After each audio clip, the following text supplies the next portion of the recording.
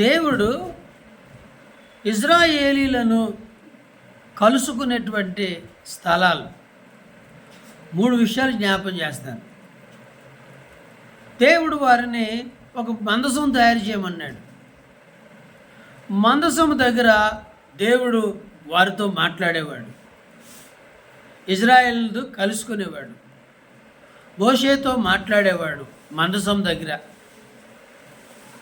అలాంటి మందసం దగ్గర పండుకున్నటువంటి సమూయేలుతో కూడా దేవుడు మాట్లాడినట్లుగా మనం చూస్తూ ఉంటాం. ప్రతి విషయాన్ని మందసం దగ్గరే దేవుడు బయలుపరిచేవాడు.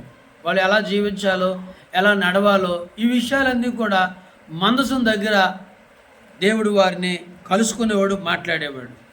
అది నిర్గమాకాండం 25వ అధ్యాయము 22వ వచనంలో చూస్తాం. రెండోది నిర్గమాకాండం 29-42 వచనాల్లో బలి అర్పించడం గురించి రాయబడింది.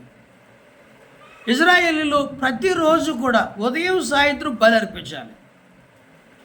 బలి అర్పించినప్పుడల్లా కూడా దేవుడు వాళ్ళతో మాట్లాడేవాడు, వాళ్ళని దర్శించేవాడు, ఇజ్రాయేలీలను కలుసుకునేవాడు. అది 2వ స్థలం.